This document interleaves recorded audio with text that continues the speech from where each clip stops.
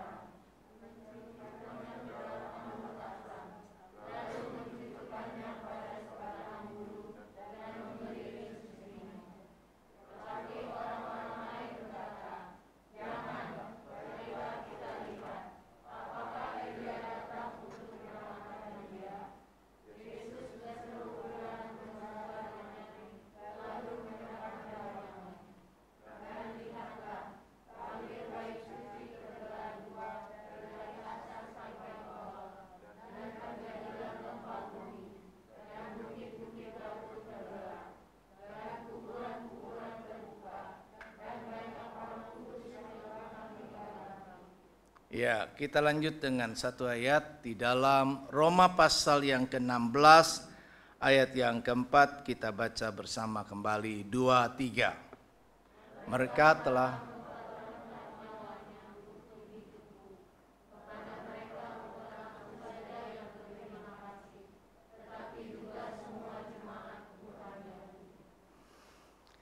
kalau kita lihat prosesi bagaimana sampai kepada kematian Yesus di atas kayu salib, rangkaian Minggu Jumat Agung dimulai dari hari Minggu yang lalu, di mana di Betfage Tuhan Yesus datang menuju Yerusalem, kemudian dia mempersiapkan bagi murid-muridnya perjamuan kudus, namun di Yerusalem ia masuk dalam kemuliaan yang luar biasa yang Tuhan karuniakan kepadanya, sehingga orang-orang bersedia untuk melemparkan pakaiannya, melemparkan juga batang ranting daripada palem, sambil berteriak, Hosana, Hosana, diberkatilah dia yang datang dalam nama Tuhan. Saudara kekasih Tuhan, orang-orang yang dari mulut yang sama mempermuliakan Tuhan, kemudian beberapa waktu kemudian maka kita melihat pergumulan Yesus ketika di Taman Getsemani sampai kepada penangkapannya, pengadilannya, dan pada akhirnya ia disalibkan. Dan firman Tuhan menyatakan, mencatat bagaimana Yesus mati. Dia sebagai seorang sosok yang tidak bersalah, namun dipersalahkan. Dan ketika ia dipersalahkan, tidak satu kata apapun untuk membenarkan dirinya, karena ia tahu dalam perjalanan kehidupannya, untuk itulah ia harus mati. Bapak Ibu, di dalam Roma pasal 16 ayat yang keempat, Rasul Paulus menyatakan, kalau ada Priscilla dan Aquila, sosok seorang pribadi suami istri yang telah berani mempertaruhkan nyawanya, maka dikatakan kepada mereka yang telah mempertaruhkan nyawanya untuk hidupku. Kepada mereka bukan saja aku yang berterima kasih, tetapi jemaat juga. Kalau ada orang-orang yang berani berkorban untuk orang lain, maka kita akan salut untuk itu. Kita dikejutkan dengan berita bagaimana bom yang terjadi di Makassar. Dan ternyata di balik cerita itu ada sosok pribadi yang berusaha untuk menghalangi teroris yang ingin masuk ke dalamnya. Sosok pribadi ini mempertaruhkan nyawanya, dan puji Tuhan Allah membelanya sehingga mujizat terjadi atasnya. Ketika orang yang berbuat jahat atau berniat jahat, dia harus meledakkan dirinya, namun yang berdekatan dengan itu Tuhan selamatkan. Bapak, Ibu, Saudara kekasih Tuhan, kalau ada orang yang berani berkorban sedemikian rupa, betapa kita bersyukur kepadanya. Dan Allah yang telah juga mengaruniakan anaknya yang tunggal, Tuhan Yesus Kristus, Ia telah rela untuk menyerahkan nyawanya dari bacaan firman Tuhan yang tadi. Bahkan dalam pergumulan kehidupannya pada waktu itu di atas kayu salib, satu hal yang paling berat baginya. Ia menyatakan berseru dengan suara nyaring, Eli Eli lama sabachthani. Karena itu kita sepatutnya berterima kasih buat apa yang telah dilakukan oleh Tuhan Yesus. Buat apa yang telah dikerjakannya bagi kita sekalian. Mengapa? Karena itu kita merenungkan 4 hal alasan kenapa kita patut berterima kasih kepada Yesus. Yang pertama, kita lihat bagaimana ketika Ia datang, firman Allah mengawali, karena begitu besar kasih Allah, begitu besar menggambarkan satu kebesaran kasih Tuhan yang tidak ada batasnya. Kalau ada seorang penyanyi di Barat itu menyanyikan I can't stop loving you. Kenapa nggak bisa berhenti mencintai? Apakah karena ia layak untuk dicintai? Tidak. Mengapa Allah tidak bisa berhenti mencintai saya dan saudara? Bukan karena kita layak untuk menerima dikasihi olehnya. Tetapi Ia tidak melihat semua apa yang kita lakukan baginya. Namun bagi seorang yang mencintai, maka tidak dapat ia menyangkal dirinya bahwa ia mencintai. Dan karena begitu besar gambaran kasih Allah kepada kita, maka kasih itu dinyatakan melalui sebuah pengorbanan. Orang berani berkorban tanpa kasih. Orang berani berkorban karena dibayar. Orang berani berkorban nyawanya karena kepengen masuk surga. Tetapi tidak ada seorang pun yang berani mengorbankan nyawanya hanya karena demi orang yang dikasihinya. Hanya karena orang biasa. Tetapi dia akan berani berkorban karena kasih. Pengorbanan selalu akan, orang yang mengasihi pasti akan disertai dengan pengorbanan. Tapi orang yang berani berkorban belum tentu mengasihi. Jadi ciri khas kita mengasihi adalah berkorban.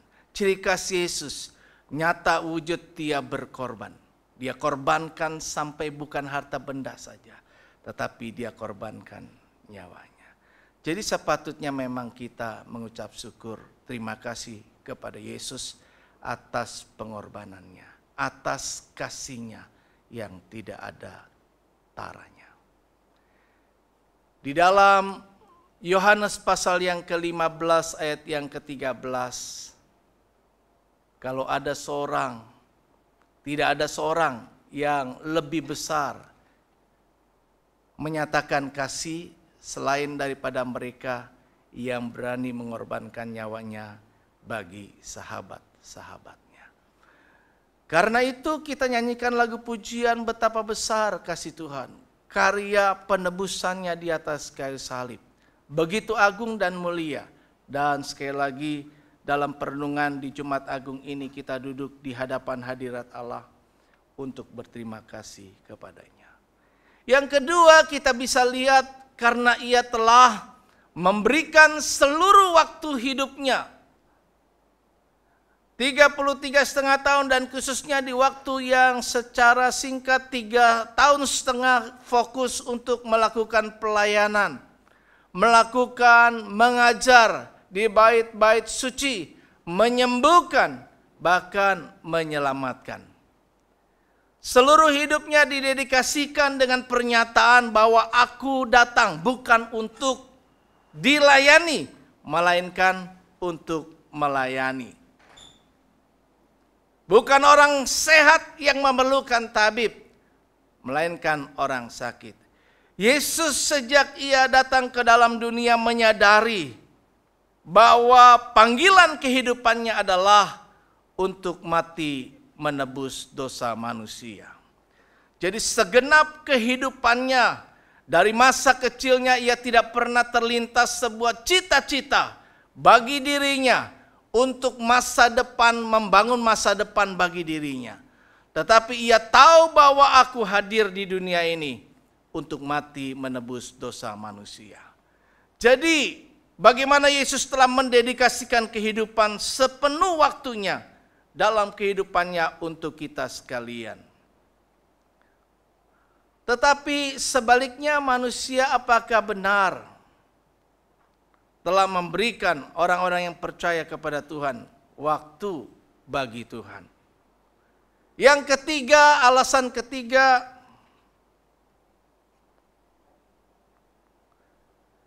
karena ia telah mengorbankan keinginan pribadinya. Ini satu hal yang paling berat. Kita mudah untuk memberikan apa saja, tapi kalau memberikan sebuah keinginan pribadi kita, itu sangatlah berat. Karena itu gambaran tentang betapa beratnya kerelaan untuk mengorbankan keinginan pribadinya, maka peluhnya berubah menjadi titik-titik darah. Sampai tingkat stres yang sedemikian rupa sehingga pembuluh darah Yesus pecah dan darah mengalir di sekujur tubuhnya.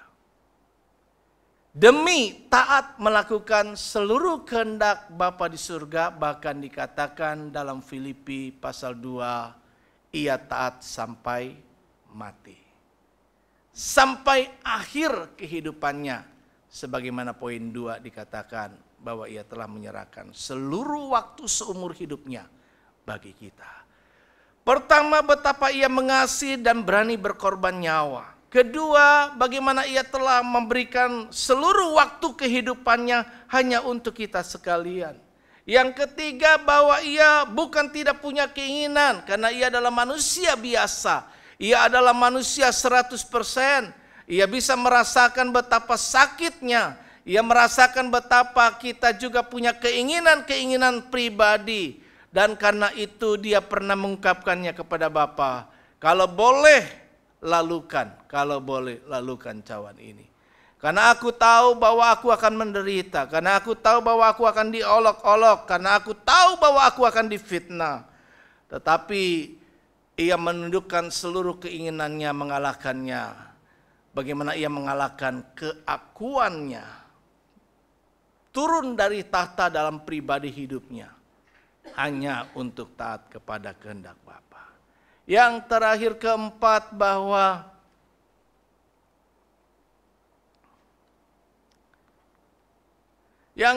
karena ia telah melakukan apa yang terbaik buat kita, buat saya dan buat saudara. Bahkan ia menjadikan segala-galanya baik.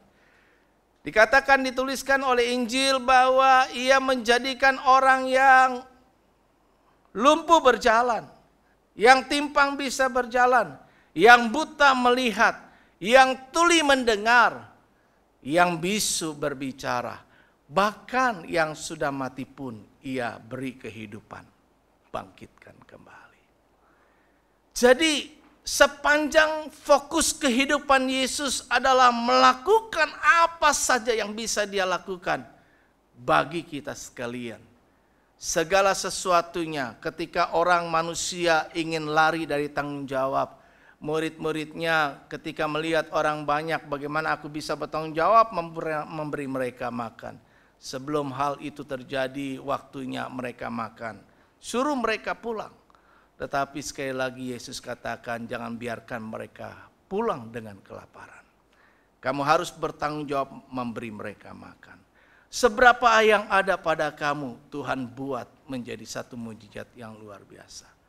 Mencukupi, bukan cuma sekedar cukup, bahkan berlimpah-limpah. Membuat mereka puas sampai kenyang, bahkan berkelebihan. Bahkan dikatakan ayat bahwa ia yang kaya dijadikan miskin, ya, supaya kita yang miskin menjadi kaya. Jadi demi kita, apapun dia korbankan, apapun ia berikan, dan ia berusaha untuk menjadikan semuanya baik. Ia datang dalam kemuliaannya hanya untuk menjadi pribadi yang sederhana, supaya bisa bergaul dengan kita yang sederhana, dan mengubah kehidupan kita dari yang tidak baik menjadi baik. Tidak ada satu perbuatan Yesus yang dari baik dibikin jadi tidak baik. Tapi manusia kan seringkali berbuat justru berbeda. Kadang-kadang kita berbuat satu sama lainnya dari keadaan orang baik menjadi tidak baik. Dan dengan apa yang bisa kita kerjakan. Karena itu kita patut bersyukur kita punya Allah yang sedemikian rupa, Yesus yang kita sembah dan agungkan. Dia adalah Allah yang telah melakukan apa yang terbaik dan menjadikan segalanya yang terbaik buat kita. Di dalam Yesaya 53 mengatakan bahwa tetapi sesungguhnya ketika orang-orang memandang, melihat, menilai bahwa ia mati di kayu salib sebuah kematian yang hina. Tetapi sesungguhnya dinyatakan penyakit kitalah yang ditanggungnya, kesengsaraan kita yang dipikulnya. Padahal kita mengira dia kena tulah, kena kutuk, dipukul dan ditindas Allah. Tetapi dia tertikam oleh karena pemberontakan kita. Dia diremukkan oleh karena kejahatan kita, ganjaran yang mendatangkan keselamatan. Demi pertukaran, manusia yang seharusnya dihukum, ganjaran terhadap hukuman mati yang seharusnya maut kita terima, ditimpakan kepada Yesus supaya kita bisa menjadi selamat. Itu sebabnya dalam waktu 3 jam kegelapan meliputi seluruh bumi dikatakan. Dan kejadian yang luar biasa ketika kematian Tuhan menandakan betapa ia adalah orang benar. Seperti penjaga-penjaga menyadarinya. Ketika peristiwa itu terjadi, sesungguhnya ia adalah orang yang benar. Yang benar dibuat tidak benar. Perasaan kita manusia kalau kita benar, kemudian kita bermasalah sampai kepada pengadilan. Kemudian pengadilan memutuskan kita yang benar sebagai yang salah. Betapa sakit rasanya. Tetapi semua hal itu membuat ia diam. Seperti lembu yang dibawa ke pembantaian. Diam 1000 bahasa. Tidak melakukan pembelaan diri. Dan dikatakan bilur-bilur Yesus itu memberi satu kesembuhan buat orang yang percaya kepadanya. Karena itu tadi lagu pujian mengatakan karena salibmu. Karena salibmu. Karena salib Yesus saya dan saudara hidup. Karena salib Yesus kita mendapat kemenangan. Karena Yesus telah mengalahkan keegoan dirinya dan mengorbankan untuk menebus terjadi pertukaran. Biar dia yang mati. Satu orang mati untuk banyak orang. Bahkan semua umat manusia. Dan satu kali pengorbanan Tuhan untuk selamanya.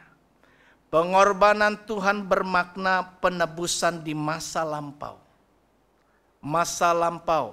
Salvation. Dia menyelamatkan dari yang semua sudah di masa yang lampau dengan menebus dia mati. Kemudian pengorbanan Tuhan juga berlaku di masa kini. Sanctification itu adalah pembenaran untuk setiap kita yang saat ini hidup. Dia benarkan bukan karena kita orang benar, tapi karena kita percaya, kepercayaan kita dinilai Tuhan sebagai yang benar. Jadi bukan karena perbuatan baik, tetapi karena kita percaya atas pengorbanan Tuhan. Di masa kini bagi kita yang hidup, maka kita menerima pembenaran. Pengorbanan Tuhan berlaku untuk di masa yang akan datang, di mana orang-orang yang percaya akan mengalami glorification, kemuliaan yang akan kita terima. Karena itu siapa yang setia dan setia sampai mati, siapa yang bertahan sampai pada kesudahannya, ia akan menerima mahkota kehidupan. Kita dimuliakan padahal Yesus sebelum dan selama hidupnya. Kita menyaksikan tidak ada kemuliaan yang diterima selain ketika ia masuk di Yerusalem. Kemuliaan sesaat di mana manusia memuliakan dirinya. Marilah kita renungkan bersama apa sajakah yang sepatutnya kita lakukan sebagai ungkapan rasa syukur dan terima kasih kita atas apa yang telah diperbuatnya bagi kita. Ada 4 hal juga yang perlu kita renungkan apa yang sepatutnya kita lakukan hari ini dan ke depan. Yang pertama sesuai dengan apa yang telah Tuhan lakukan kepada kita, yaitu mengasihi. Mengasihi Tuhan dengan segenap hati, segenap jiwa, akal budi, dan kekuatan. Dan sebagaimana Yesus berani berkorban nyawa, demikian pun kita sepatutnya sebagai ungkapan rasa syukur terima kasih kita kepada Tuhan, bukan hanya sekedar sebuah kata-kata yang terucap, tetapi benar-benar dari hati yang mendalam. Mendarat di hati ini kita ingin mengasihi Tuhan. Sudahkah kita benar-benar mengasihi? Kepada murid-muridnya ia bertanya sesungguhnya, dan melalui Petrus mewakili murid-murid, apakah engkau mengasihi aku? Yesus inginkan bahwa kita benar-benar merenungkan, sudahkah kita mengasihi dia seperti ia mengasihi kita. Ada 2 perintah tentang kasih. Kasihilah Tuhan Allahmu dan kasihilah sesamamu manusia. Kasih sesama manusia ada ukuran pada umumnya buat orang-orang, yaitu seperti engkau mengasihi dirimu sendiri. Ukurannya adalah seperti engkau mengasihi. Kalau engkau tidak akan melukai dirimu, jangan lukai orang lain. Karena itu ada perintah juga. Hukumnya Yesus. Ya, perbuatlah kepada orang lain sebagaimana engkau hendak diperbuatnya. Jadi ukuran bagi semua orang yang percaya adalah mengasihi sesama seperti dirinya sendiri. Namun terhadap Tuhan, maka kita sepatutnya mengasihi itu dengan segenap hati. Bukan segenap ucapan mulut bibir. Segenap hati. Karena dari hati kita berbicara 3 sesi, di situ terpancar kehidupan. Kita jaga hati kita menjadi murni. Murni mengasihi Tuhan sungguh-sungguh. Kasih itu membuat kita berani berkorban apapun juga, dan tidak ada sesuatu apapun yang bisa menggantikannya. Kasih itu tidak melihat apa yang menjadi respon yang lain yang dikasihinya. Seperti Yesus atau Allah juga tidak melihat hal itu. Dia tidak melihat apakah dengan saya mengasihi, maka orang yang saya kasih akan mengasihi saya. Tetapi ia telah mengasihi kita dan berkorban untuk kita. Maka sepatutnya kita melakukan itu. Namun ada satu perintah baru yang diberikan oleh Yesus kepada murid-muridnya. Yaitu perintahnya apa? Dalam Yohanes. Dia katakan supaya kita mengasihi. Mengasihi sesama kita. Seperti aku aku telah mengasihi engkau. Ukuran bagi seorang murid adalah mengasihi tidak cuma sekedar melihat kiblat diri sendiri. Ukurannya tidak hanya kepada diri sendiri, tetapi kasihilah seperti aku telah mengasihi. Jadi ukurannya adalah bagaimana engkau merasakan kasih Tuhan. Seberapa kita benar-benar menyadari bahwa kita telah menerima kasih Tuhan yang begitu besar. Dan sebegitu besar itulah maka kita juga berikan kepada sesama kita. Karena kita akan menjadi wakil-wakilnya Yesus setelah ia berangkat naik ke surga untuk mengimpartasikan kasih Tuhan kepada orang-orang lainnya. Yang kedua, maka apa yang patut kita lakukan selain mengasihi dan berkorban bagi Tuhan? Berani bayar harga. Kita tidak takut dengan apapun juga. Tapi seperti Tuhan yang tidak memikirkan dirinya, maka kita juga melakukan itu baginya. Yang kedua sama seperti Tuhan. Kalau Tuhan telah memberikan spend his time, memberikan waktunya, menghabiskan waktunya. Tapi apakah kita telah juga memberikan waktu kita? Setidaknya apa yang Tuhan inginkan dari kita adalah di dalam Yohanes pasalnya yang ke-14 kan dituliskan, supaya ayat yang ketiga kalau tidak salah ingat, supaya di mana aku berada di situ kamu berada. Kenapa Yesus sangat menginginkan kita ada dekatnya? Karena memang dari semula Ia dengan Bapa kita menjadikan manusia itu serupa segambar dengan dirinya. Agar punya kemampuan kapasitas bisa berkomunikasi. Saudara, ketika Yesus mati di kayu salib, apa yang terjadi? Tabir bait suci terbelah dua. Tabir satu tirai yang memisahkan ruang kudus dengan ruang maha kudus.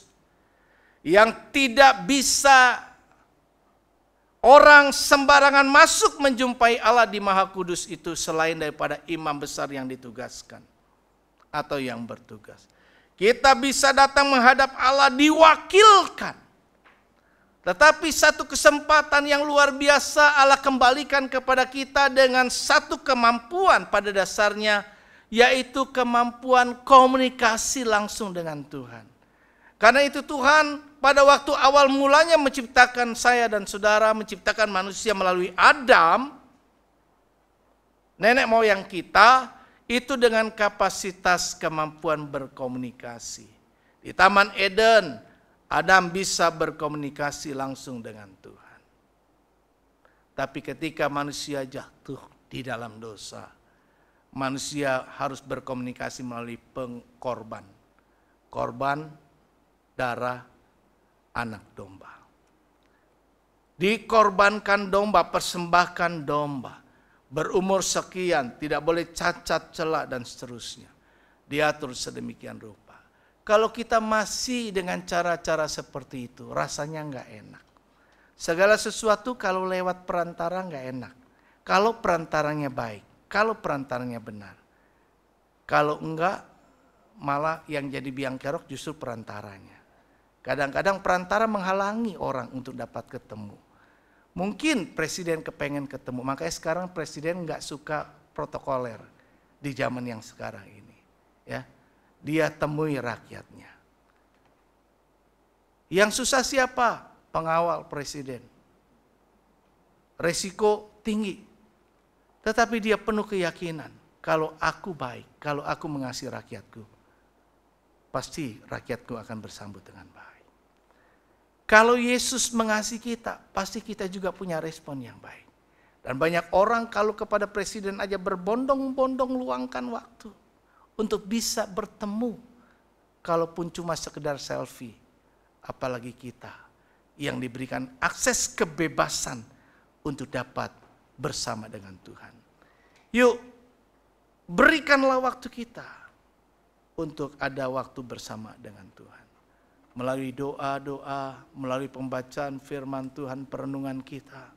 Ada saat-saat kita bisa connect dengan Tuhan dan merenungkan betapa baiknya Tuhan. Di tengah-tengah kesibukan kita dan semakin berhasil, manusia semakin sibuk, semakin lupa. Dan teknologi membawa kita diwakilkan, ya, banyak hal yang diwakilkan dengan robot, banyak hal. Kenapa Yesus tidak menciptakan manusia robot?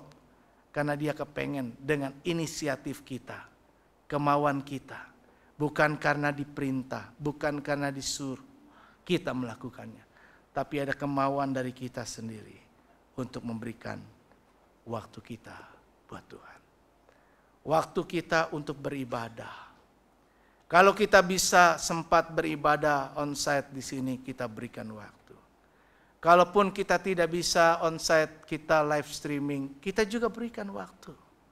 Jangan ketika kita live streaming, kita berpikir waktu-waktu di mana live siaran langsung. Saat saya berbicara di rumah bisa dengar pada waktu yang sama, bukan rekaman. Berikanlah kesempatan itu. Bukan kemudian pada waktu itu kemudian kita nantilah gampang saya akses kemudian. Kita cuma hanya menjadi penonton dan tidak menikmati ibadah. Pada waktu nyanyi kita tidak menyanyi, tapi kita menjadi pendengar. Seperti kita dengar konser. Itu bukan ibadah.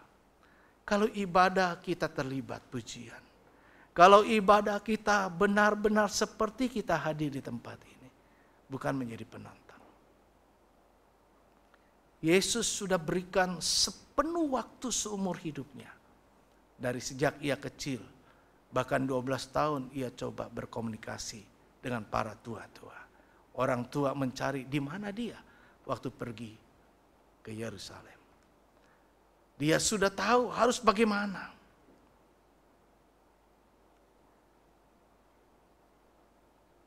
Bahkan ketika orang-orang mau, bahkan keluarganya sendiri, berupaya untuk diperlakukan istimewa, orang lain berkata, keluargamu di depan mau cari engkau. Siapakah keluargaku itu? Siapakah ayah ibuku dan saudaraku?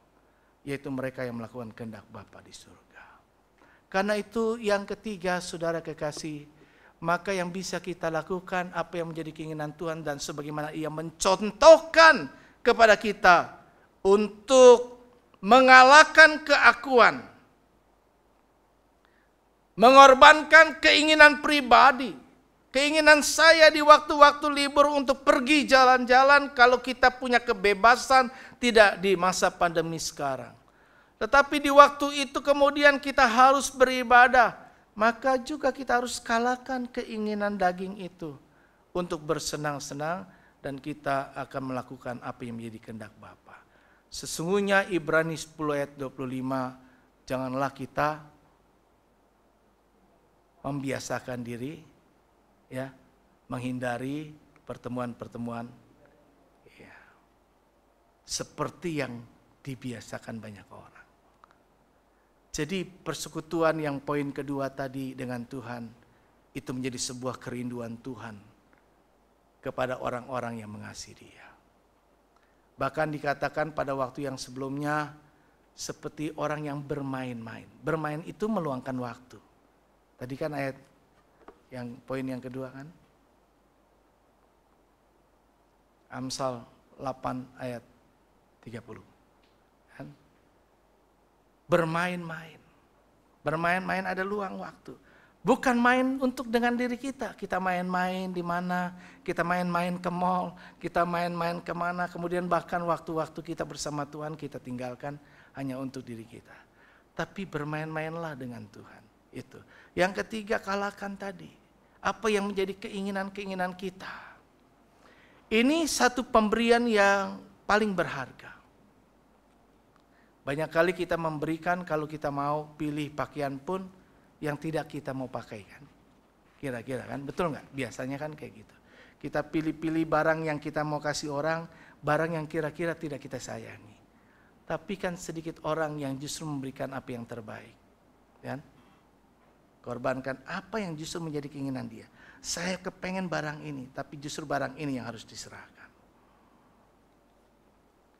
Abraham membuktikan itu. Tentu saya menantikan anak, yaitu Ishak itu. Tetapi ketika Allah memintanya, dia lakukan itu. Dan yang terakhir, all out.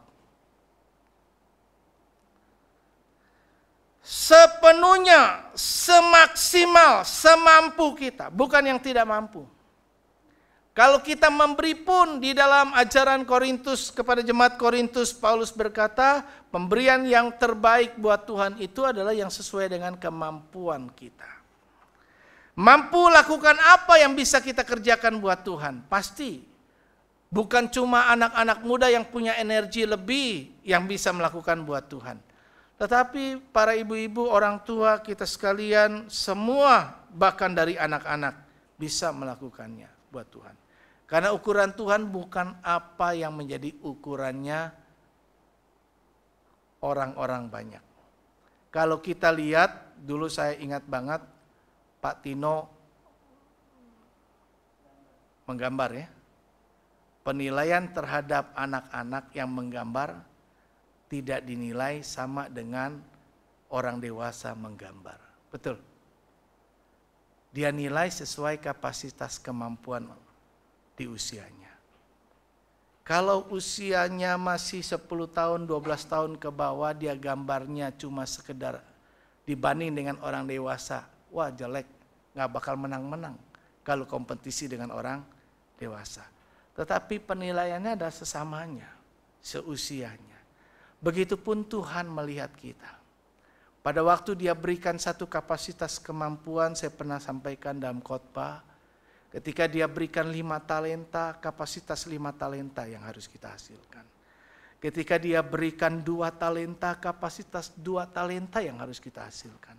Kalau dia kasih 1, Tuhan gak ngarepin 2 atau 5, seperti teman-teman yang lainnya. Dia tetap mengharapkan 1 paling tidak engkau berikan. Jadi hasilkanlah apa yang bisa kita berikan kepada Tuhan.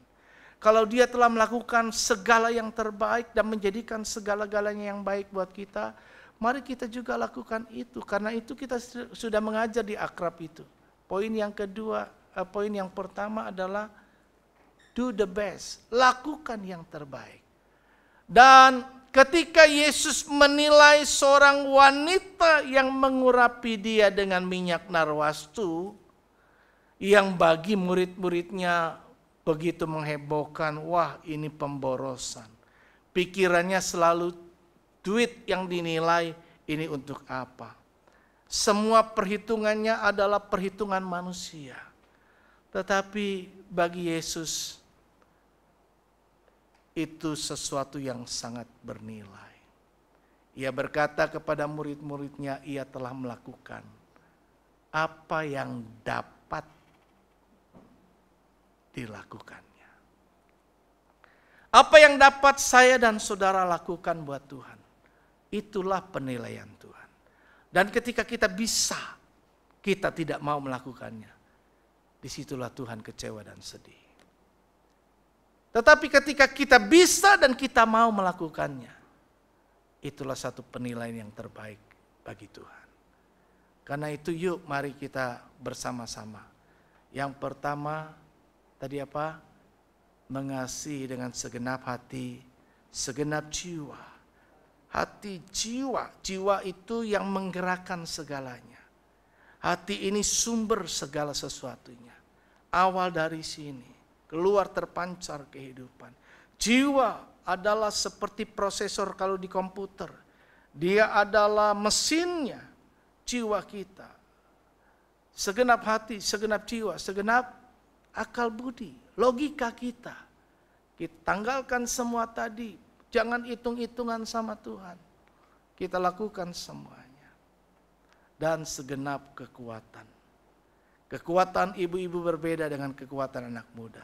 Tapi tetap lakukan sekuat kita. Bukan ukuran anak muda yang diukur Tuhan kepada ibu-ibu. Jadi semua segenap hati, segenap jiwa, segenap akal budi dan kekuatan. Dan berani berkorban. Berani berkorban. Teroris menciptakan teror. Teroris menciptakan ketakutan. Di masa-masa orang Kristen mau memperingati hari rayanya. Di masa-masa orang Kristen seharusnya meluangkan waktu datang kepada Tuhan. Dia coba menciptakan ketakutan agar tidak datang. Tapi kalau kita lihat, kita tidak seharusnya takut. Tetapi kita berani berkorban untuk Tuhan. Walaupun bukan berarti kita sembrono, tetapi kita lakukan bagian kita. Yang kedua kita ingat bahwa tadi apa? Apa? Mengorbankan. Memberi. Kurang jelas saya. Yang kedua apa tadi? Waktu ya. Memberikan waktu kita. Ya. Jadi jangan ada orang Kristen yang tidak kasih waktu sama Tuhan. Jangan ada jemaat di GBI Gunung Sahari, saya dan saudara yang tidak memberikan waktu buat Tuhan. Kita lebih banyak mendengarkan yang lain-lain. Apalagi sekarang sinetronnya lagi ngetop. Ya kan ya? Apa? Ikatan cinta. Jangan lupa ikatan cinta boleh. Tapi jangan lupa waktu buat Tuhan. Kalau udah ikatan cinta, udah benar-benar gak ada waktu deh. Dipanggil kagak mau nyaut. Ya kan ya? Dan sebagainya. Kalau seandainya waktu ibadah di waktu ikatan cinta, kira-kira masih datang apa ikatan cinta yang dipilih? Begitu kan ya. Nah, kita harus berikan waktu itu. Yang ketiga tadi apa? Ya, melakukan kehendak Bapa. Ya, ukuran kita adalah kehendak Bapa. Maka di ukuran Tuhan itu di Matius pasal yang ke-7 bukan orang yang berseru Tuhan, Tuhan. Bahkan jangan bangga bahwa engkau sudah melayani Dia. Melainkan kalau orang-orang itu melakukan kehendak Bapa di surga. Siapa yang jadi sahabat Tuhan? Siapa yang menjadi saudara Tuhan? Adalah mereka yang melakukan kehendak Bapa. Dan yang terakhir, all out. Apa yang bisa kita lakukan buat Tuhan? Lakukanlah. Kalau yang bisa nyapu buat pekerjaan Tuhan, nyapulah. Kalau yang bisa lakukan apa, kerjakanlah. Jangan pernah perhitungan untuk pekerjaan Tuhan. Karena yang kita lakukan bukan manusia, tetapi untuk Tuhan. Lakukanlah karenanya ajaran Tuhan, segala sesuatu seperti untuk Tuhan dan bukan untuk manusia. Percayalah Allah tidak pernah berhutang sama kita. Kalau kita kerjakan itu baginya, Dia akan lebih lagi. Waktu Dia lihat Abraham tidak segan-segan memberikan anaknya, maka Allah Tuhan melalui suara dari langit berkata, aku pun tidak akan segan-segan untuk memberkatinya. Kalau kita all out buat Tuhan, apalagi kalau Tuhan all out buat kita. Pembelaan, pertolongan, perlindungan Tuhan akan tetap bersama kita. Amin. Tuhan Yesus berkati. Yuk mari kita bangkit diri, kita angkat lagu pujian. Terima kasih Yesus, terima kasih Yesus.